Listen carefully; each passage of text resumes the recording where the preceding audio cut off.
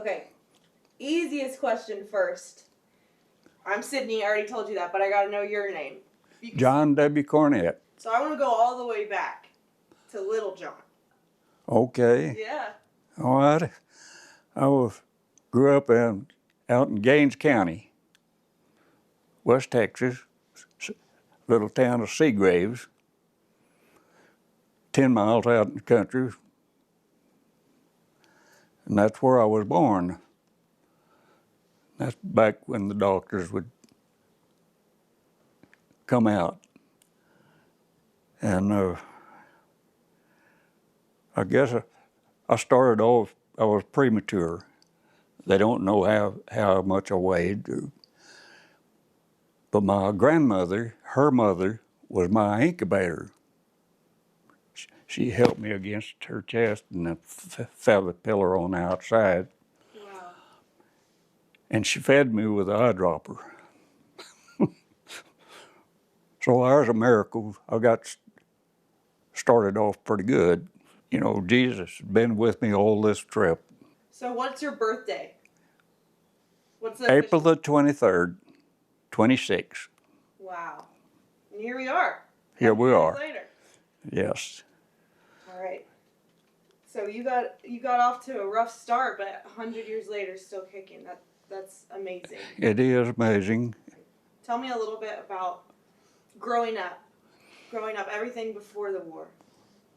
Well, I was back during the Depression days, this bad dust storms. I can remember the dust storms were so bad that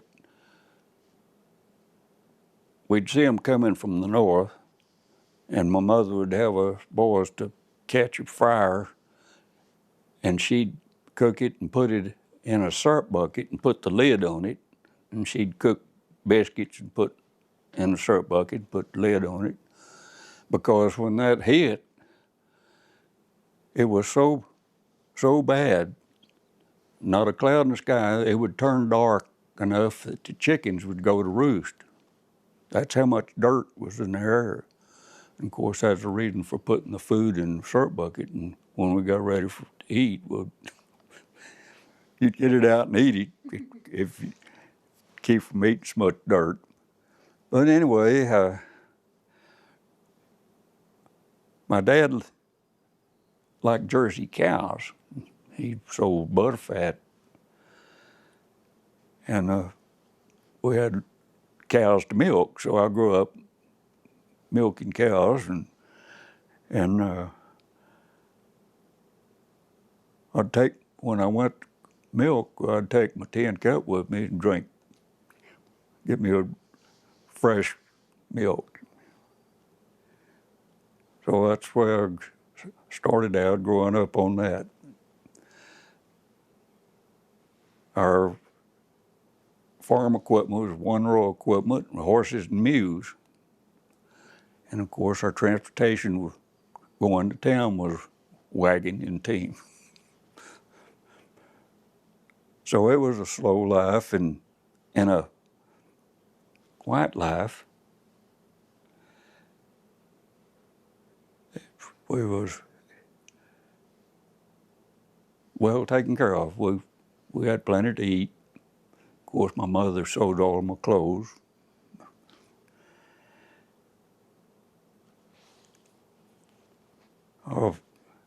My first year in school was a schoolhouse 2 miles from our house. And one morning, my dad, for some reason or other, got up a little late, and they was rushing me to get me to go to school, and it was a dense fog. And I thought, well, it was a mile west and a mile north, so I thought, well, if I left the house and cut across, it'd save me quite a few steps. Well, I got out in the mesquite bushes out there, and it dawned on me that the sound, the chickens, was coming from a different direction. I realized then I was walking in a circle out there. And so I made it back toward the chickens and got on the road and got to school. Before I got to school, there was a lady on the left side of the road saw me going to school. Well, I got to the schoolhouse and the door was closed. And I stood there and looked at it a little bit. And I just turned around and headed for home. Well, she saw me coming, so she beat it down. It was a little distance from her house to the road. And she, "Where are you headed, Johnny? And aren't you supposed to be in school?" And I said, "Well, I got there and the door was closed." And she said, "Well, that's all right.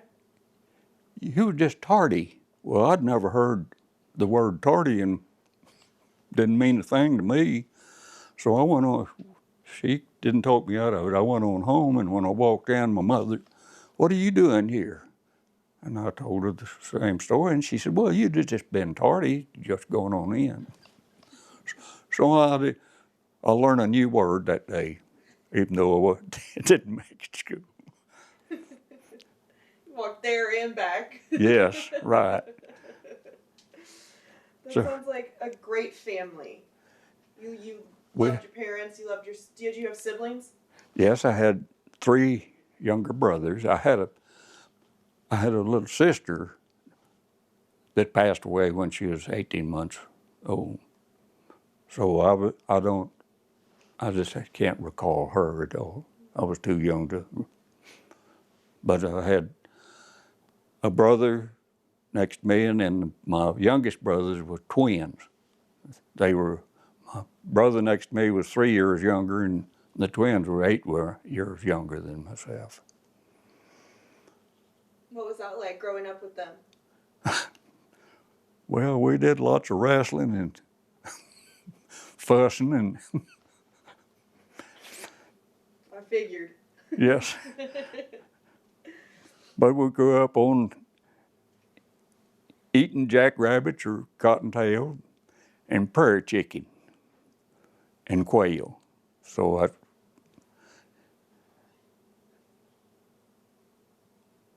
anyway, I spent 1 year at the country school, and we consolidated to Seagraves School. And I got there. Of course, it was completely different from me. I wasn't used to lots of people. But anyway, I found out that a boy by the name of Bill Johnson was a street fighter. And the high school boys would buy him candy they'd pick out who they wanted him to fight, and they'd buy him candy to fight. Well, it scared me to death because I watched over my shoulder for Bill Johnson because I didn't want anything to do with him. Well, lo and behold, one day I'd gone into the restroom and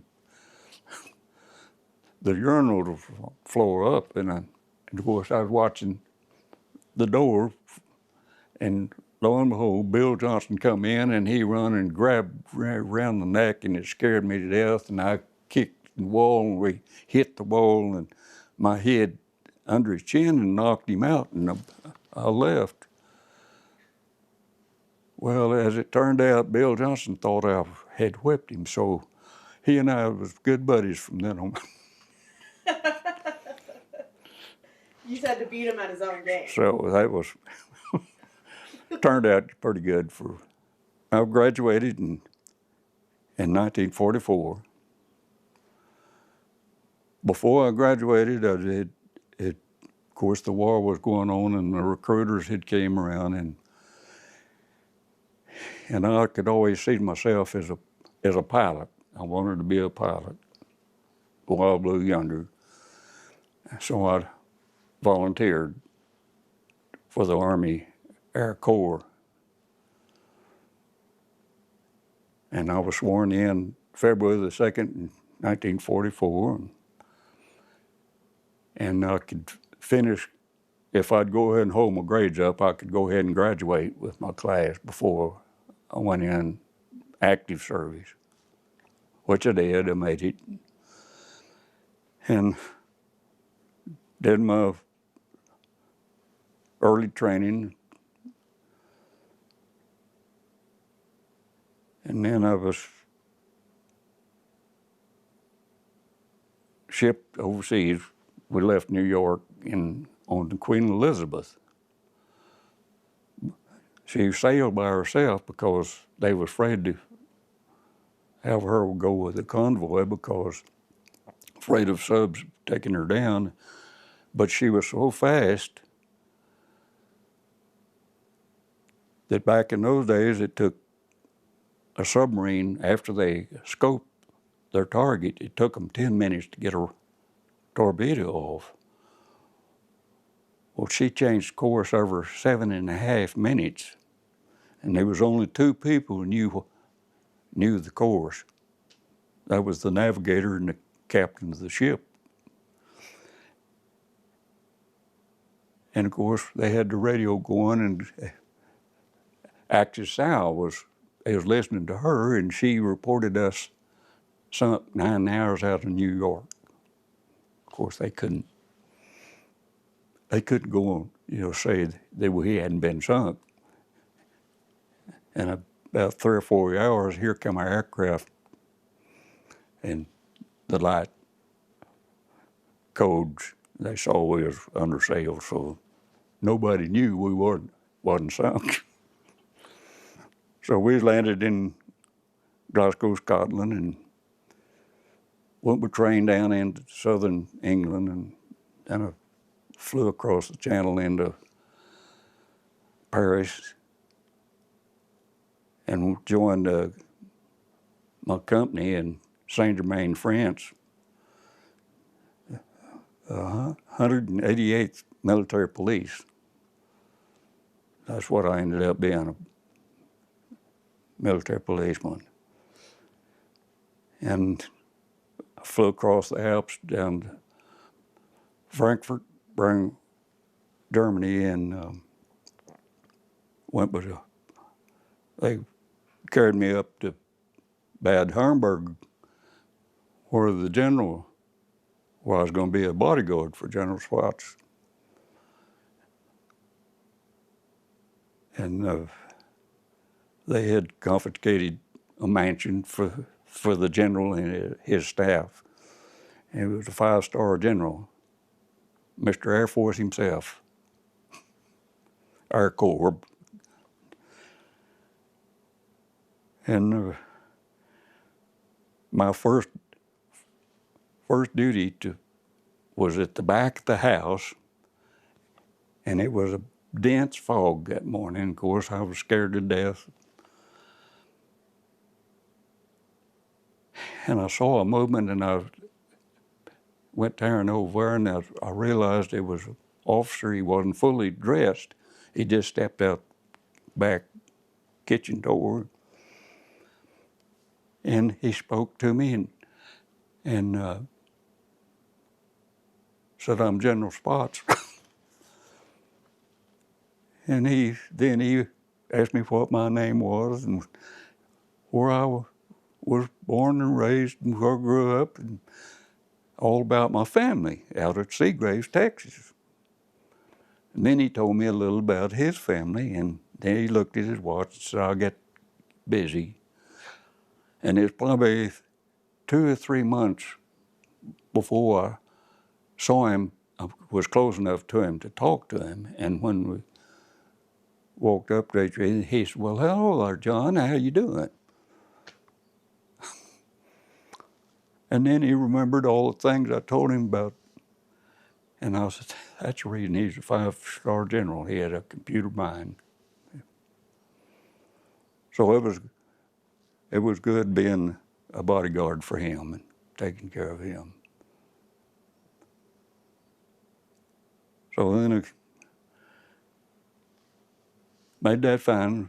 Germany fell then, and they moved us from Bad Homburg to Wiesbaden, Germany, and then the company come down from France. And then we thought we were fixing to go around Gibraltar through the Suez, headed for Japan. But good Lord was with me, I guess. That's when they dropped the atomic bomb and put an end to the war, and so we'll get to come home safe, in all one piece. The only thing I can say is God had a plan for me, and I'm so thankful that Jesus loved me enough to forgive me of all my sins. And here I am, being taken care of. Well, thank you so much for your service. I appreciate that. Thank you. Yeah. So when you came back home, were you excited to be back home? Were you excited to be back? Oh my, yes. Oh yes. Yes. Well, of course, I had bought some land when I was in high school, and I thought I'd want to be a farmer, because I grew up on it, and that's all I knew. So the land I had bought was raw land, and when I got back, I bought a tractor and broke the land out, started farming, and then I met a pretty little sweet thing, and things began to change. And how'd y'all meet? well, actually, I knew her in school, but I didn't. She was just another person. All I could think of was the Wild Blue Yonder. Girls wasn't on my mind back in high school. But anyway, she was working. She was a bookkeeper, and she was working for a welding company at the time that I really met her then, and asked for a date, and then things began to change for me. And so I asked for her hand, and she said yes, and we got married on 1st of September 1950. And she and I celebrated 75 back 1st September, and she passed then on October the 23rd. We had 75 beautiful years together, raised 5 children. What's the secret? How do I maintain 75 years of a marriage? You know, I believe you trust each other, and we didn't fuss. Her mom and daddy, I felt sorry for her her mom and daddy would have a knockdown, drag out, just fuss, and they'd never hit each other. I never knew of that, but she and I felt the same way. We just didn't. We had a disagreement, but we wouldn't fuss about it. We could get it settled without a fight, which is wonderful. So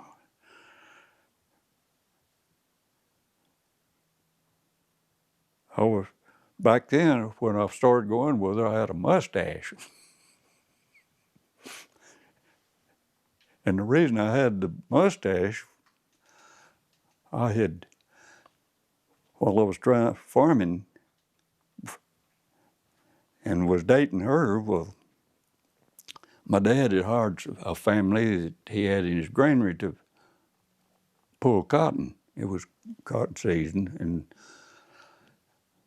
I had to make a trip to Lubbock for parts, and this family had several children.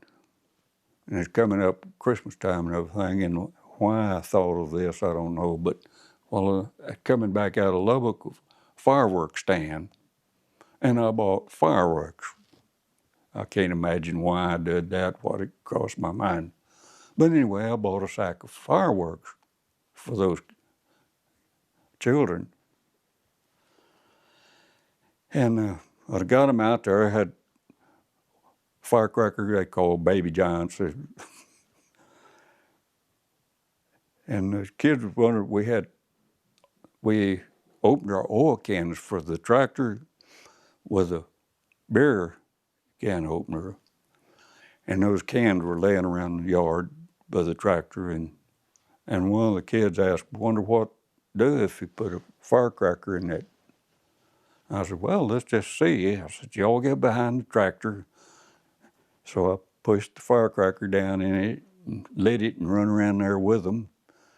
And we waited and we waited. I said, well, it's not going to. So as I stood up, it went off and the lid come out and hit me in the lip. And when I stuck my tongue out, it felt like part of the lip was gone. Of course, it was split. So then it wasn't, so I went to the doctor and they put a silver clamp on it. And of course, I couldn't shave because of that. So that's how I ended up being, I think right there, on my picture there. Yeah, I want you to show me what's what on this. I'm sorry. This is you? Mm-hmm. Wow. Handsome fella. Oh, thank you. That's your bride? No, yes, that was, yes, when we got married, but here she is right here. Beautiful. Yes, she is beautiful. Wow. And I'm going to go get you one. I've got a picture that I have sitting by my chair. Okay, I want to see it. I want to see them all. She is. I miss her so. I can imagine.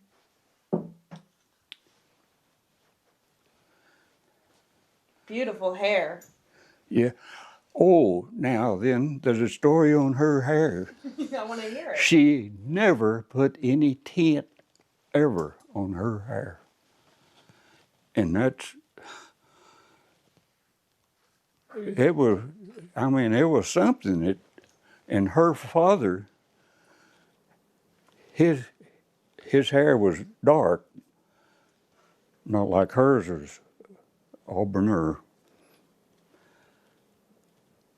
His was so thick, every time he went to the barbershop, they had to thin it. And I guess that's where she got the hair. And but she never tinted it ever. This is a wedding picture right here? Yes. I love it. Yes. That's the best day ever right there? Oh, my. Yes, I think about it a lot. Yeah. Well, I had a beautiful bride. She was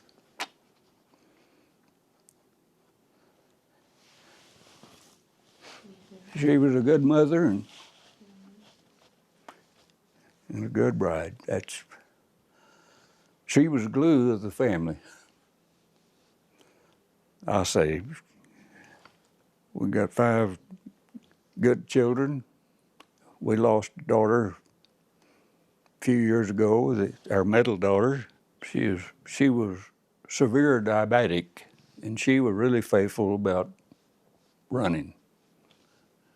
And she had I don't know what kind of dog it was, a huge dog that she, on leash, when she did her runs, take the dog, and she was on I-35 over, and we don't know why, or never know, I guess, but she had made her run down the side of in the grass, and as she was crossing the approach She was wearing dark clothes, and it was already sundown. So, I'm so sorry. killed her and her dog both.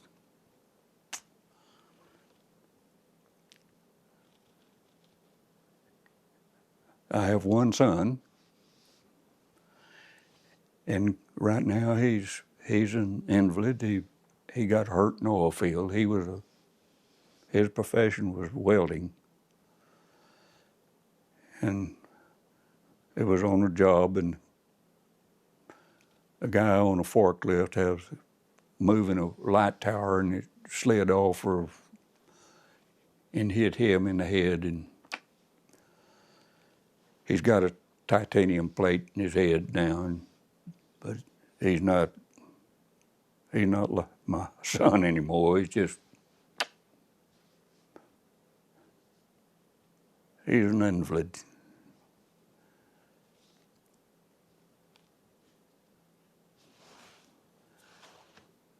How many grandchildren do you have? 15, I think. I believe it's 15. And great-grandchildren? Mm-hmm. Grandchildren, yes. And 25 great-grandchildren. That's pretty good, isn't it? They keep you busy?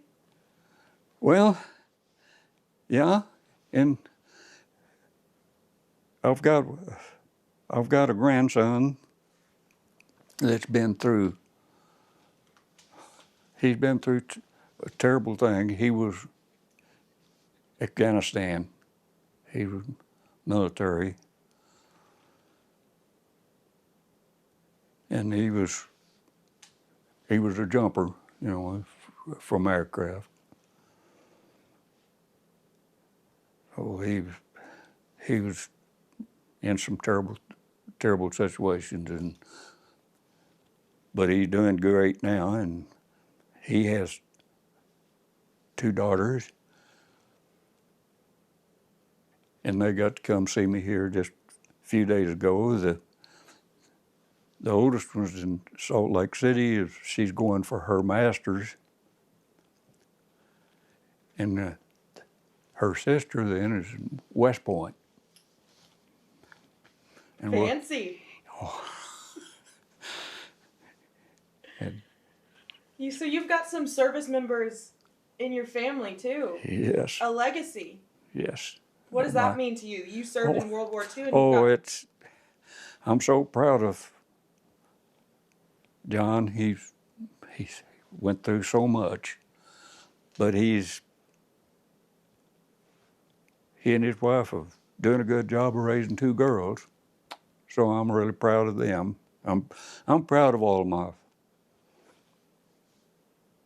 grandchildren. My bride did a good job of raising our children. Yes, sir. The right way. Yes, sir. I can tell. Yes, it's just Jesus is in our life. That's what makes it so good.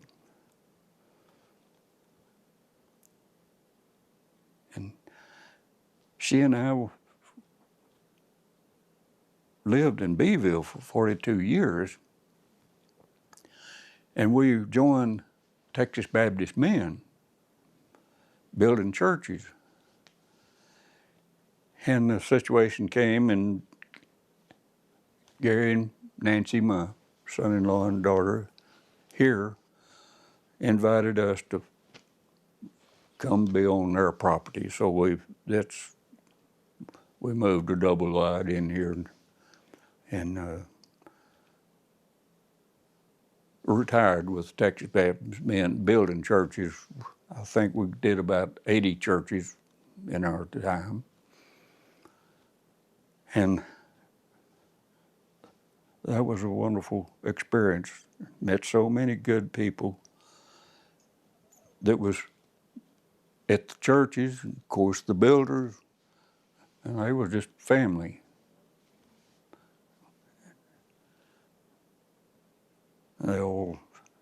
I think about them all the time, how I miss it. A lot of people don't make it to 100. Oh, I know it, and My brothers didn't. My dad lived to be 90, and I was fortunate enough to be with him on his last breath. And then my brother Jim next to me he couldn't quit smoking. And it ended up getting him, but he made it to 90. And then one of the twins that ended up on the family farm and everything, he didn't make it. And then his twin, he made it to 90. So I guess I set a record for our family. How are you feeling the day before? You're turning 100 tomorrow, right? Yes, ma'am. How are you feeling today, thinking about it? I'm so thankful that I just can't, my vocabulary can't cover what it's like. I've witnessed so much in my lifetime, such a change. From horses and mules to rockets. And I was so thankful those astronauts got home all right. It's wonderful. Right? Yes. That was amazing. It was. It was amazing, yes. I mean, you've seen war and loss and love and blessings. All of it. Yes, that's just, and, my prayer is that people could get rid of hate. It's just,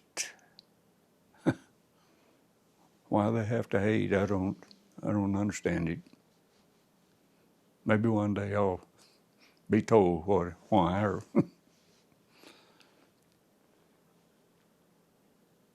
But I've been so fortunate to have family and friends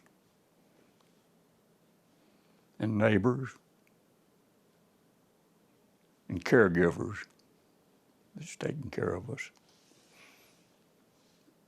A life well lived, I think. It's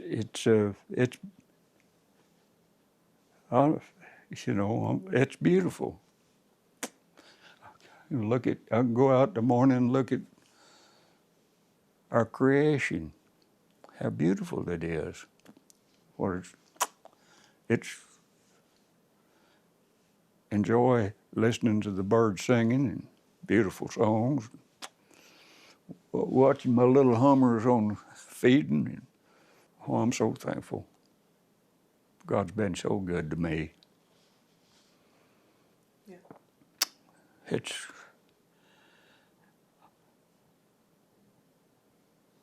I don't know, just all the things I could say that I feel.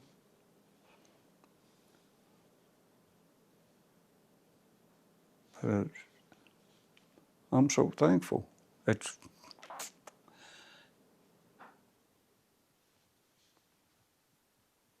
Jesus is taking care of me. He's been by my side all these years. Simple as that. It's a wonderful thing. Yeah. And I pray that lost people could get the same that I'm enjoying.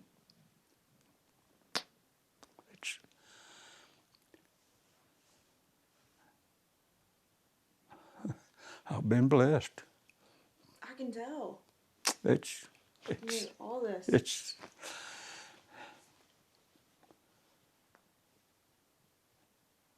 amazing.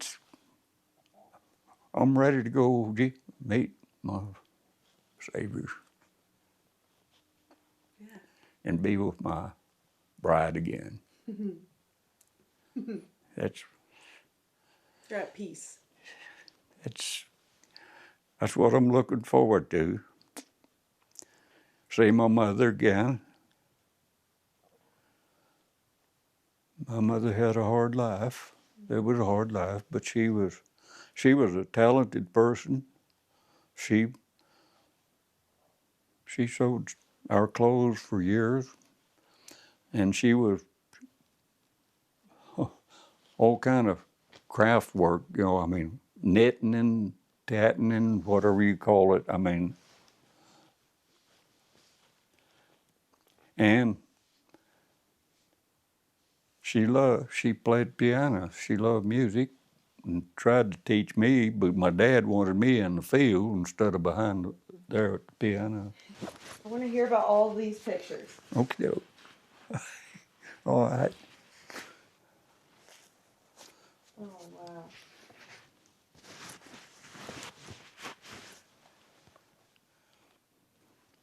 Tell me about this one. That's my cotton crop. That's on hers and my place. Mm. Yes. And this particular patch made 4 bales to the acre. Wow. Pretty good cotton in it. Wow. I had installed a drip system. Oh, you guys made it in the paper. This is from September. Okay. Yes. Oh, it's lovely. I love it. Oh, wow. What's that one? Well, let's see now. I'm trying to remember. Well, I can't recall what. No. John Wendell. I can't believe you still have that picture. All right. Right? Old picture. And that's my family. Yeah. My mother and dad and my brothers. Which one's you? Up top? That's me right there. Mm-hmm. And then Jim next to it, and then the twins. I Dwayne can and see Thane. you look like your dad. Mm-hmm. Wow. Your mother's beautiful. She was. She was beautiful and talented. Mm-hmm. Oh, wow. Look at this handsome guy. You believe that? Yeah. Kind of grinned behind the ears, wasn't he?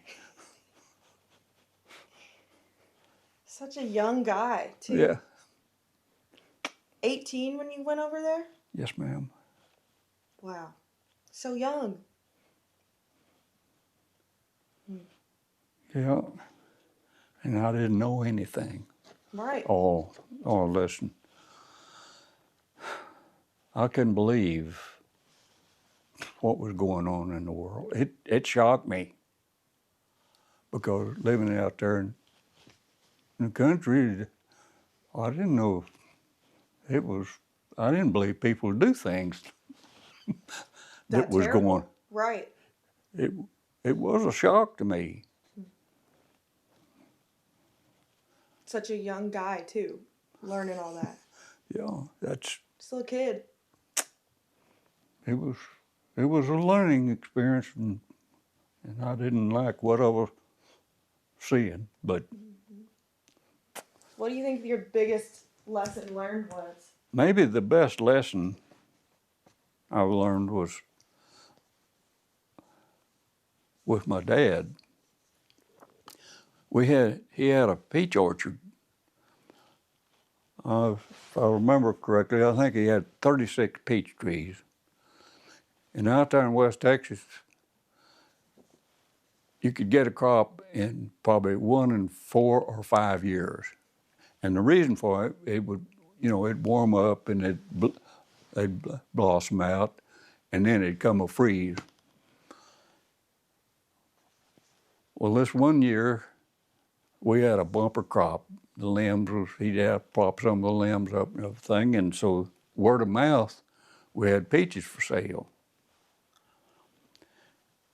So much a bushel, or if we picked them, or you come pick yourself. Well, there was a family wanted them picked. So my dad had gone to town and got bushel baskets with the lids. And so he would put me to fill in this basket. And so I got it to where the lid would go in. I told my dad I had it ready, and he looked at it and he said, son, round it over. Always give a full measure. And that was, I've lived by that, give a full measure. In my working career then, I been that the reason I didn't farm, she and Ed got married and started a family, and we had a 10-year drought. I couldn't feed my family for I didn't have rain to. So I went looking for a job, and I found one at 2 weeks temporary job.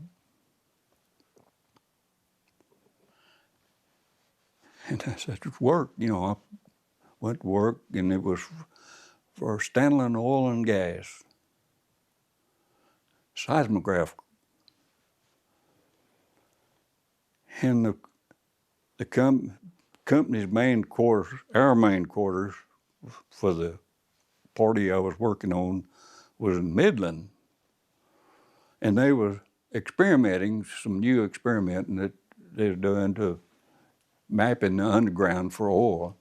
One day we was moving down to set out the new seismometers, and I was laying on the cables on the truck. We didn't follow the roads or turning rules or anything.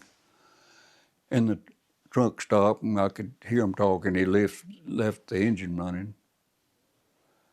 And the driver stuck his head over and said, John, said, the boss wants to see you. I said, hope it was 2 weeks. And I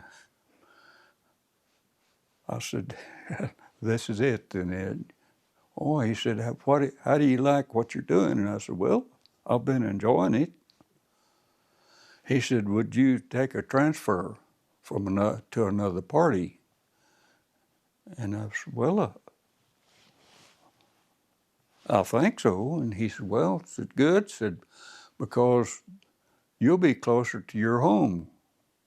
Because where I was right then was in Fort Stockton with that party.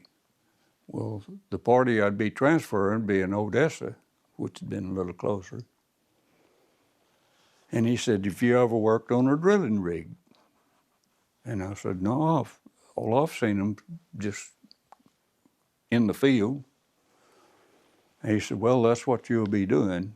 When we got to town, and he told me who my new boss, his name in Odessa, and he said, he looked at his watch and says, I believe you've got time. It was a Friday evening, and he said, I believe you've got time to, maybe he'll be there, and you catch him and talk to him, get acquainted. And lo and behold, I did. And got her introduced to him, and he asked me if I'd ever worked on driller rigs, and I said, no, sir, I hadn't. And he said, well, do you have hard-toed shoes? And I said, no, sir. And he said, well, you'll have to have those. Do you have a hard hat? And I said, no. He said, well, you'll have to have that. Heavy work gloves.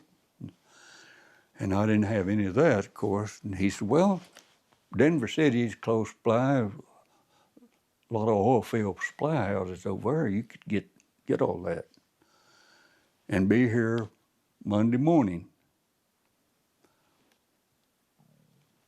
And I got there Monday morning and got introduced to all the crews. And the driller I was going to be with was a redheaded, and his name was Red May. And anyway, the boss told him that I'd never been around the rig, so, but we was hot-shotting in Big Lake, and I was, bring my suitcase. He told me to have a suitcase packed. We'd be working in Big Lake. And of course, this driller got me in the back, the old Chevrolet Carol, no muffler and everything. My hearing was good back then, but that noise and everything, and the words he was using, I didn't even know what they were. Talking about the rig, Well, it was lost cause. I mean, he just wasted his breath and my time, and so Monday we went to the rig, and they was drilling with air, and they had a little compressor on a two-wheel trailer tied to the back of the rig, drilling rig. Of course, there's that engine running, the compressor running, and the drilling rig running, and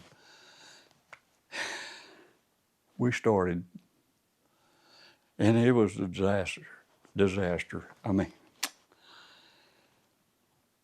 and a little bit, one of the other drillers came over, and they were talking up one side.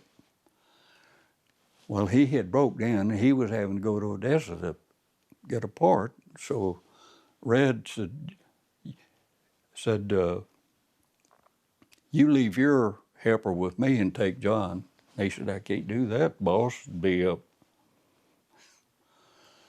So, drillers, they kind of, to brown nose a little, footage. They get the ones that get the best footage. And that day was a disaster, and I laid there that night in the motel, and I said, well, that's the end of my job. This is, what am I gonna do? And I don't know, the thought come in my head, and I'll see if he'll go for it. So we had breakfast at the restaurant, and I asked Red, I said, this don't fire up engine at all. We get out there, I don't know any of the terms. I don't know the name of that parts or anything. Well, he dropped his head and turned red-faced, and he said, well, okay. That'd be time down without drilling. So we got there, and we went around, and he pointed out and named, and we went around the rig, and I said, okay, I'll try to make a hand today. So we fired him up, and Lloyd was with me that day. Believe it or not, he got the top footage that day of all the drillers. Well, there you go. So I set a reputation with the company there, I guess. So I spent 33 years. It turned to Amoco, and then it turned to now BP. Mm-hmm. So. Wow. So that full measure of what I was telling you about with the pitches on my dad. Yeah. But I was so thankful though that Red didn't blow up, and he did do what I asked him to do, and so from then on I was his man. I think that's a B-29. Mm-hmm. Yeah, because when I was stationed in Las Vegas as a B-29 came in, engine troubles, and by the time it got to Las Vegas, it's down to one engine, and he couldn't go into the wind. He had to come down, and he come down on the end of the runway, and you could see the black marks. And he made one little jug. The guy the co-pilot's on the brakes. Made one little, and it run out of runway, and it went through the fence out into the desert, and it was sitting about that angle. So I had to guard it. You know, I was set on. I had to be the guard on it. So Wow. that'd be 29. That was the one that carried the bomb over in Japan. Mm-hmm. Not this one, but Right. Are you excited for your party? Get to see all the family? yes, I'm looking forward to that. I love it. Yes, I mean, life well lived. that's, well, I'm excited about it. It's get to see family together again, and Do you have any advice for the rest of us? How to make it to 100? well, stay active. Stay active. And be a believer. I think that's why I made it, because of Jesus. It wasn't me. It wasn't me. That's great. It was all the good help I had.